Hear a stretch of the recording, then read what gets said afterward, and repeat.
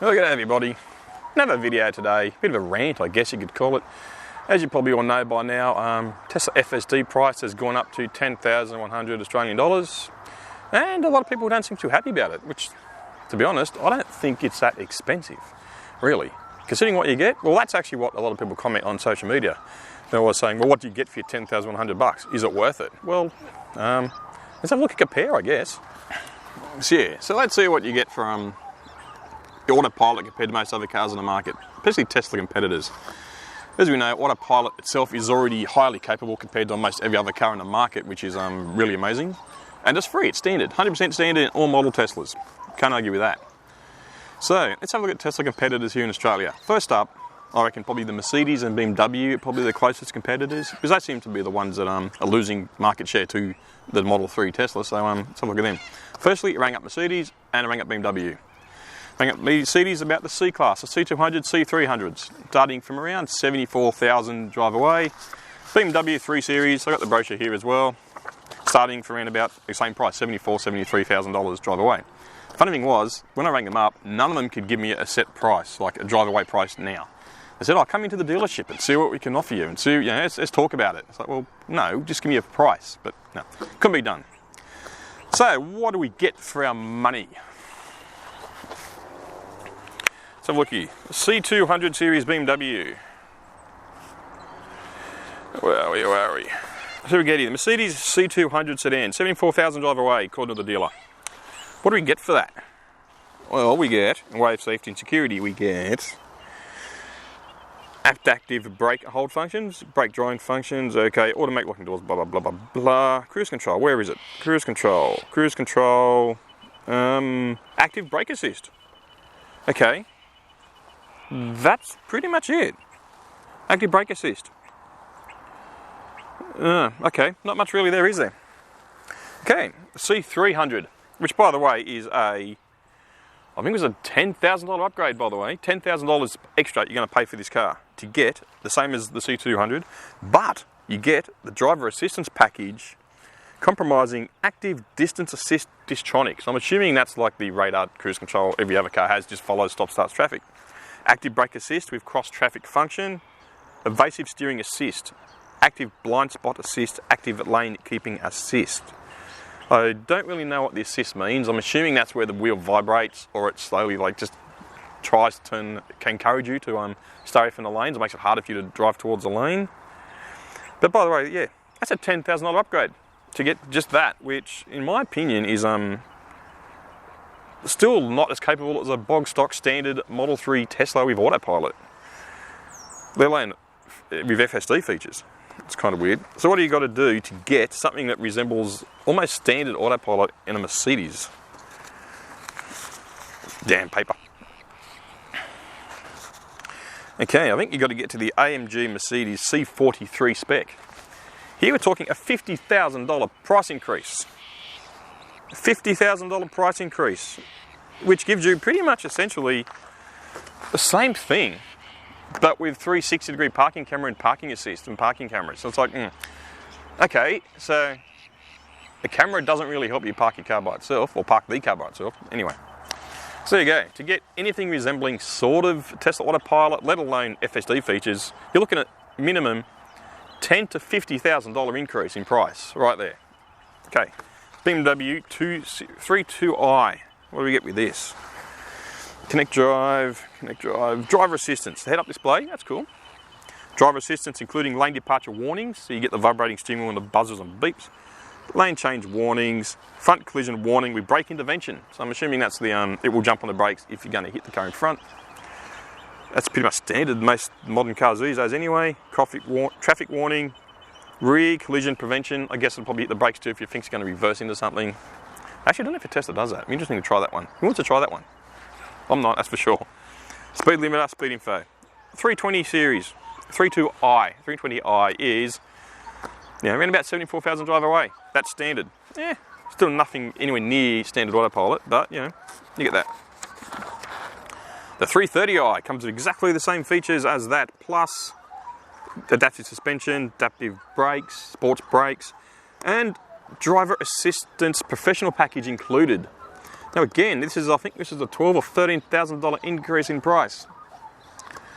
The active cruise control is stop and go function. So you get minimum autopilot equivalents. Traffic warning front and rear, steering and lane control assist, lane keeping assist with side collision warning, crossroad warning, and evasion aid. Does anybody know what those mean? Because seriously, I don't. I mean, I'm assuming the warnings are just like the buzzers and beeps and the vibrating steering wheel. That's it.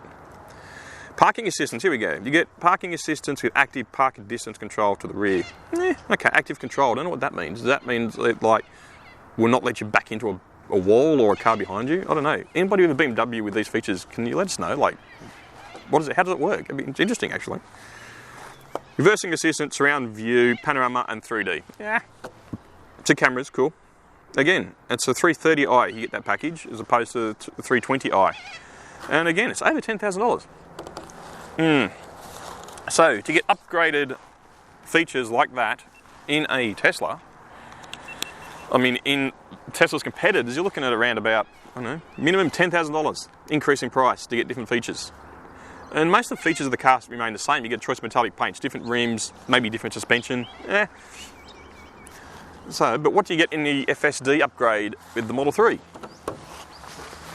Okay, so what do you get for your Tesla Autopilot and FSD? Well, as we know, Tesla Autopilot, stock standard, every Tesla, comes with the, obviously, lane keeping assist. I wouldn't call it lane keeping assist. I mean, it keeps the lane pretty much constantly. It's not assisting you, it's doing the work. You've obviously got to monitor it. It is also traffic aware. It slows to a stop and will accelerate again following the traffic in front of you, depending on what's happening with the traffic.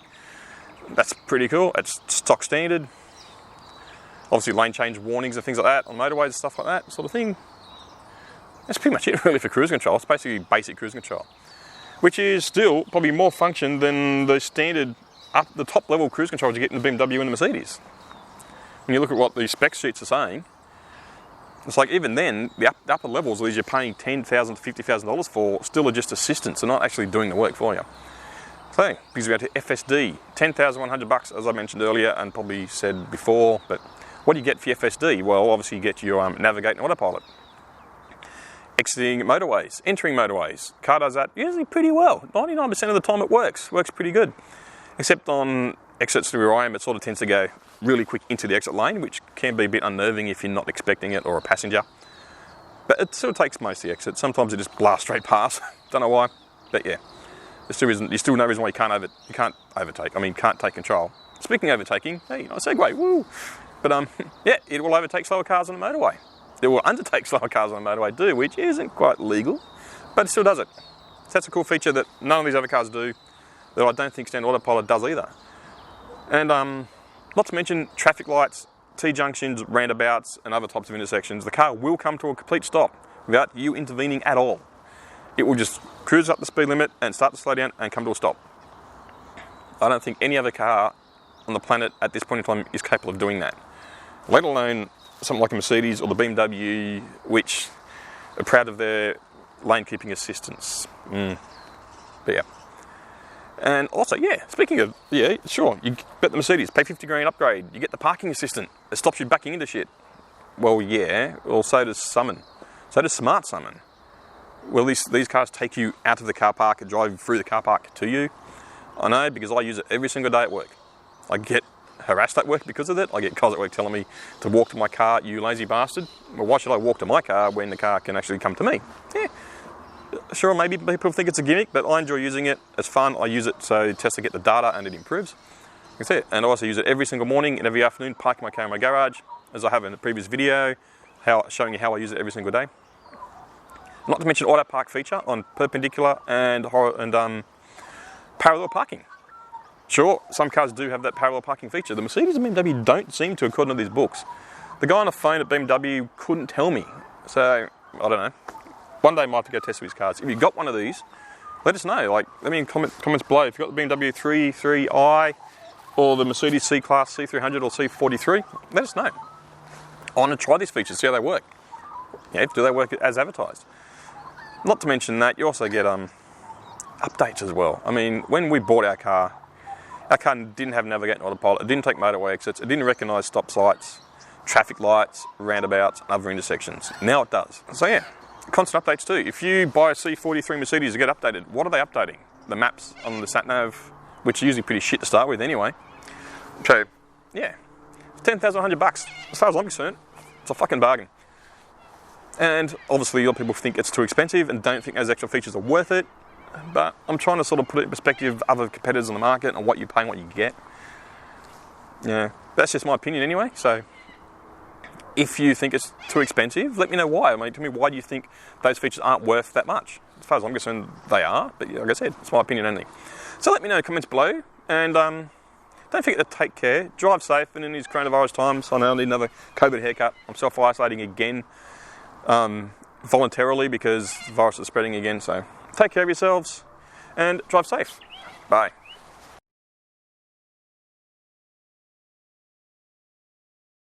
To $75,000 drive away. Even though the funny thing was, I don't have my fucking phone with me. Stupid. So, oh, interesting. Birds and like cool sunset. 1, 2, 3.